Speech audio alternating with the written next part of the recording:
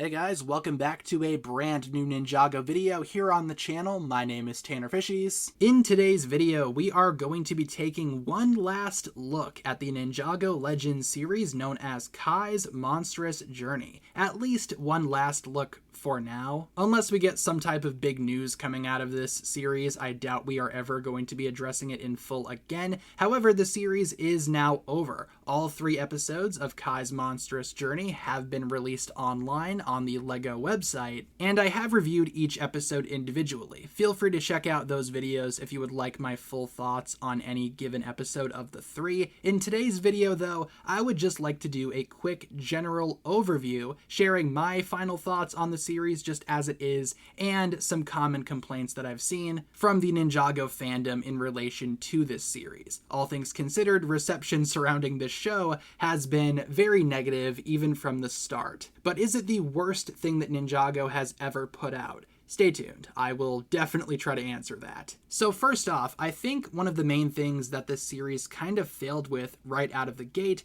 is how it looks. A lot of Ninjago fans have been referring to the animation and the art style as some of the ugliest that Ninjago has ever seen. I agree, it's definitely not a pretty series to look at. Some of the lighting is well done in my opinion, especially when it comes to the color green, but the rest of the series just doesn't really look all that great animation-wise. It's going for a similar art style to the actual Ninjago series, but with some liberties taken. To a lot of people, it kind of looks like test footage, and I have to agree, it doesn't look final. It looks like they tried to actually make, again, animation for the main Ninjago series, but they are missing that one final step to completely render the thing. It looks off, it looks kind of strange, not to mention in terms of actual animation, there's not much here. The actual Ninjago series has many examples of very fluid animation, especially when it comes to the action.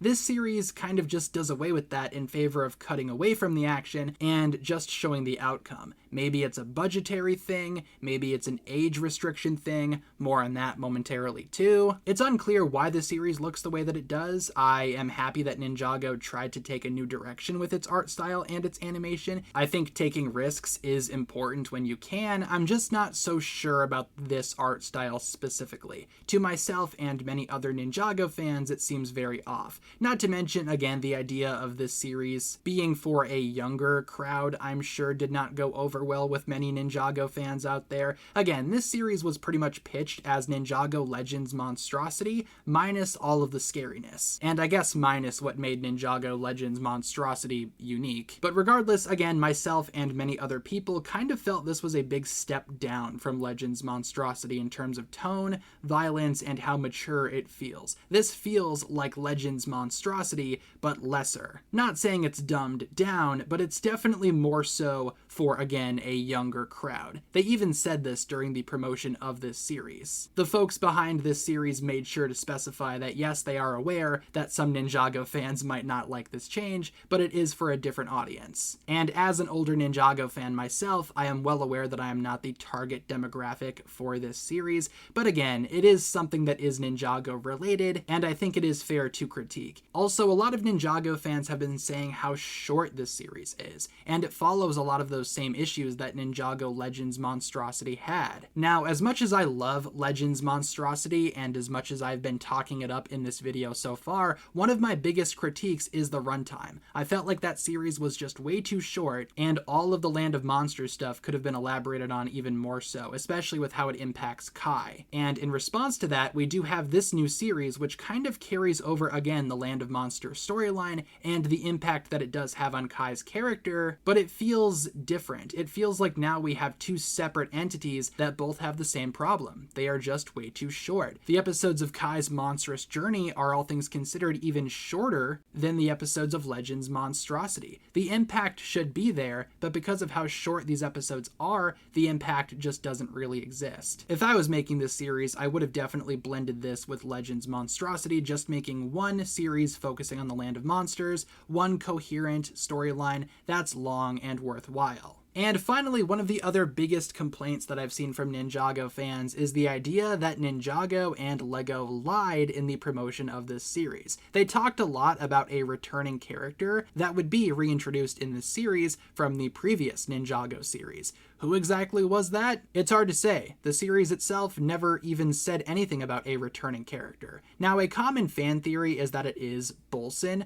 Bolson is a returning character. Where is he returning from? Well, it's been heavily implied that he is this background character from Ninjago Skybound. One of the head writers, Kevin Burke, definitely hinted at this over on his Blue Sky account. As of the time of recording this video, it has yet to be officially confirmed, but it's at least been hinted that Bolson is a returning character. I just kind of wish they did not hype it up as much as they did. They made it a big point in the marketing to say that a returning character would actually show up in this series, and while technically one did, if Bolson is indeed this background character from Skybound, however, if that's true, that is such a small character to hype up this much. If anything, they should have just not said anything at all. Maybe just have Ninjago fans piece it together on their own, and it would have been a fun little Easter egg. Hey, this is the same guy from Ninjago Skybound that hung out in the background of that one scene. Wow, how cool. But instead, they chose to hype it up and make it a big part of the promotion for this series, and I just feel like they hyped up too many Ninjago fans,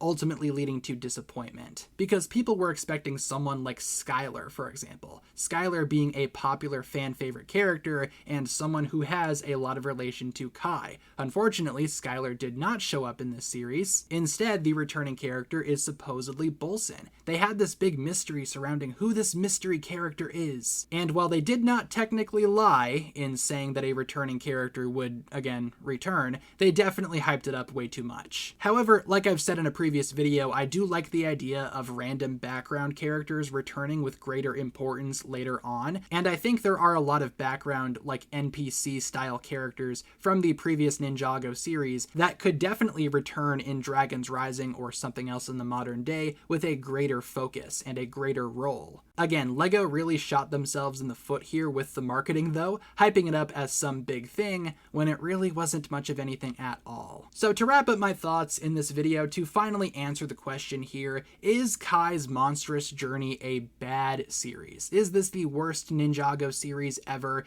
Is it just downright awful? Well, in my opinion, it's kind of hard to label it as the worst thing that Ninjago has ever done because it's just kind of nothing. It came and went, it didn't really have any long-lasting impact. If anything, this will go down as one of the more forgettable Ninjago entries. Probably not the worst thing ever. I don't think there's anything about this series that's inherently just god-awful, bad, or just downright the worst thing ever. It's just kind of nothing, and that sucks to say. If anything, you could see that as being a lot worse than terrible, and in that sense, then sure, maybe this is the worst thing that Ninjago has ever put out, but I feel like that's a little too harsh for how little this series actually turned out to be. Like I said, it just kind of exists. But with that being said, everyone, that's going to pretty much wrap it up for my thoughts here. Again, just wanted to make a really quick video talking about my final thoughts on Ninjago Legends Kai's Monstrous Journey. Now that all 3 episodes are out, I also would like to remind you guys really quick that I do have individual reviews up for all 3 episodes. Check them out if you would like. All 3 episodes are now out officially on lego.com.